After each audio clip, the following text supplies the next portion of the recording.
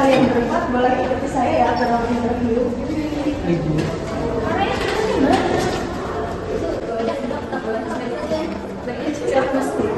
Di tempat yang sudah disediakan.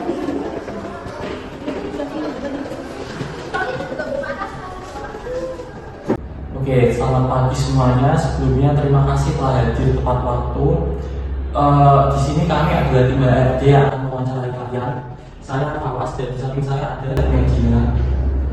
Kita mungkin akan memulai dengan perkenalan diri terlebih dahulu ya. Mungkin dari Anda dulu. Baik, perkenalkan nama saya Sabrina Muftikonian. Saya lulusan dari Universitas Negeri Semarang dengan lulusan S1 Manajemen Spesifikasi Pemasaran. Oke, selanjutnya saya akan memperkenalkan diri. Baik, terima kasih. Perkenalkan, saya Dilebran Muhammad Revansyah dengan lulusan S1 Universitas Negeri Semarang dengan spesifikasi keuangan. Oke, baik, terima kasih. Mungkin selanjutnya Anda silakan. Baik, terima kasih. Perkenalkan, nama saya Gilang Muhammad Sidki. Saya berasal dari lulusan S1 Ilmu Komunikasi Universitas Indonesia. Oke, yang terakhir persilakan. Oke, baik, perkenalkan nama saya Oliana Wardana. Saya lulusan S1 Universitas Brawijaya Akuntansi. Oke, terima kasih atas waktunya. Kalian semua memiliki latar belakang yang menarik. Sekarang kita akan memulai sesi wawancara. Kepada Sabrina, boleh diceritakan tentang diri Anda? Baik, izinkan saya menceritakan terkait pengalaman saya atau latar belakang saya. Saya lulusan dari manajemen pemasaran digital dan juga offline. Nah, dari situ saya pernah bekerja juga selama 2 tahun sebagai marketing eksekutif pada PT Astra. Di sana saya berkampanye terkait marketing di sana, kemudian juga data pasar, dan saya juga menganalisis strategi bagi pemasaran di perusahaan sebelumnya. Nah, dengan kemampuan tersebut, saya harap bisa menjadi nilai tambah bagi perusahaan ini untuk berkontribusi besar kepada perusahaan ini. Selanjutnya kepada saudara Gibran, bagaimana Anda menangani situasi di mana kolega Anda melakukan kesalahan dalam laporan keuangan?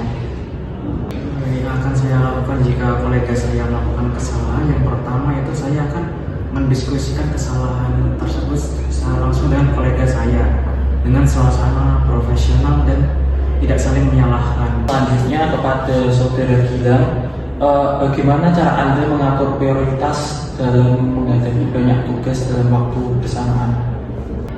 Baik, terima kasih atas pertanyaannya. Saya akan menjawab. Dalam menangani tugas yang bertumpuk secara bersamaan, biasanya saya akan mencoba untuk memahami kapasitas diri saya sendiri terlebih dahulu. Dengan begitu, saya dapat mengukur sejauh mana saya dapat menyelesaikan suatu tugas itu, berapa lama waktu yang dibutuhkan.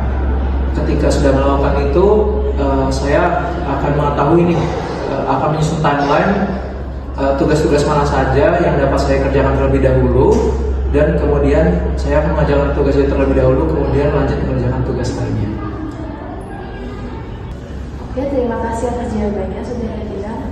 Selanjutnya untuk saudara Henry, mungkin bisa diceritakan tentang pengalaman kamu dalam organisasi pada saat kuliah dan kerja. Terima kasih atas pertanyaannya. Izinkan saya untuk menjawab ya. Saya memiliki pengalaman yang beragam dalam hal organisasi dan pengalaman kerja. Pada saat kuliah, saya mengikuti kegiatan organisasi kampus yang dimana saya diamanahi sebagai ketua divisi acara.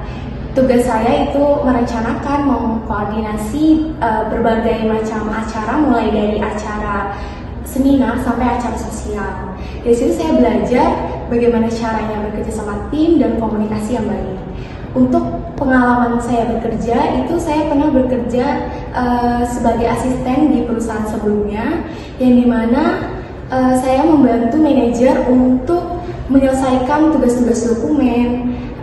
Dari situ saya belajar bagaimana saya mengatur waktu, terus juga menyelesaikan tugas-tugas dokumen, terus mengatur penjadwalan dan kerjasama tim. Terima kasih atas jawabannya, saudara Dani. Mungkin kita kembali ke saudara Sabrina ya. Bagaimana Anda memastikan strategi pemasaran itu relevan dengan target pasar?